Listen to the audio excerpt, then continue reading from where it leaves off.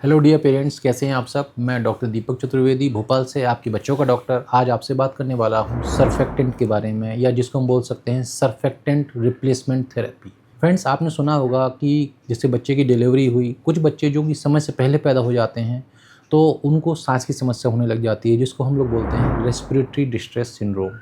सो दोस्तों, respiratory distress syndrome अगर किसी का डायग्नोस हो गया है तो ये बोला जाता है, आपने सुना भी होगा कि डॉक्टर ने बोला है कि इसको एक इंजेक्शन देना होगा फेफड़ों में, जो कि काफ़ी महंगा आता है। कभी कभी तो ये देखा गया है कि अगर आप 8 ml का एक इंजेक्शन सर्फेक्टेंट के लेने जाओगे तो 16 से 17,000 18,000 का उसका कॉस्ट होता है।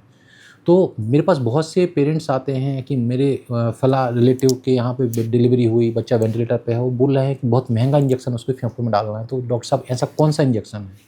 तो मैंने सोचा इसके बारे में आपसे जानकारी शेयर करूंगा।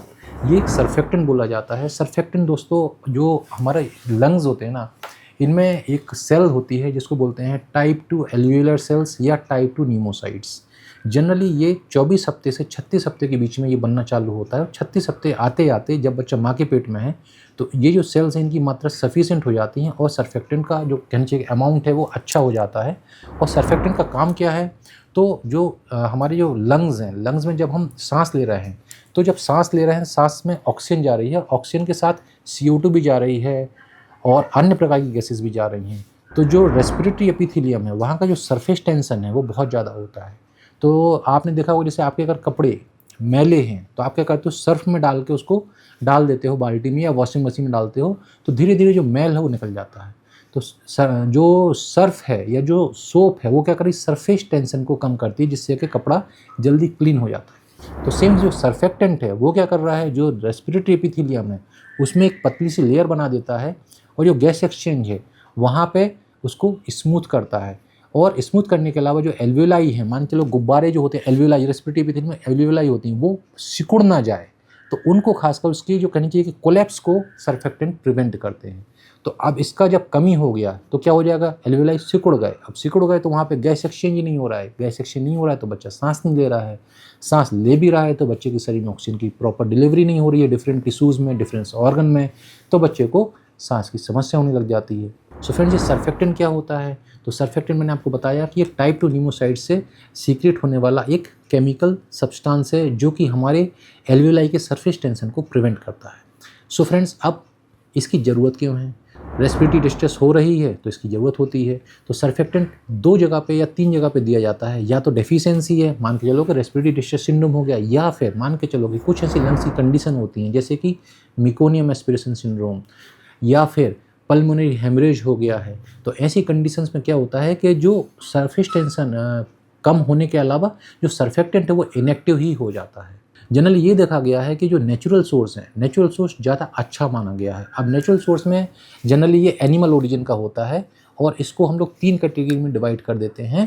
पहला तो होता है मिन्स्ड लंग एक्सट्रैक्ट। इसमें 3 वैरायटी होती हैं, एक होता है सर्वेंटा, एक होता है नियोसर्फ और एक होता है बेरेक्टेंट। इसके बाद होता है लंग लवाज एक्सट्रैक्ट और एक होता है एमनियोटिक फ्लूइड एक्सट्रैक्ट। जो लंग लवाज एक्सट्रैक्ट है ये वाला आ जाता है, वो क्यूरोसर्फ नाम से आता है और इसको हम लोग यूज़ करते हैं जनरली। और एक होता है एमनियोटिक फ्लूइड वाला, उसको हम लोग कम यूज़ करते हैं। इसके बाद सिंथेटिक वाला, सिंथेटिक में एक फर्स्ट जनरेशन एक सेकेंड जनरेशन है, तो वो अभी उतना ज़्यादा कॉमनली यूज़ नहीं होता है। सो फ्रेंड्स, अब आप बोलोगे सर हम तो इंडिया में बैठे हैं, तो इंडिया में कौन कौन से यूज़ होते हैं? तो जनरली इंडिया में हम लोग 3 या 4 जो कहना चाहिए कि ब्रांड है वो यूज़ करते हैं। हमें ब्रांड के नाम पर नहीं जाऊँगा बट दवाई का नाम जरूर बताऊँगा। पहला आता है जिसको हम लोग बोलते हैं सर्वेंटा। सर्वेंटा दोस्तों 2 प्रकार की वायल में आता है, एक होता है 4 ml, एक होता है 8 ml।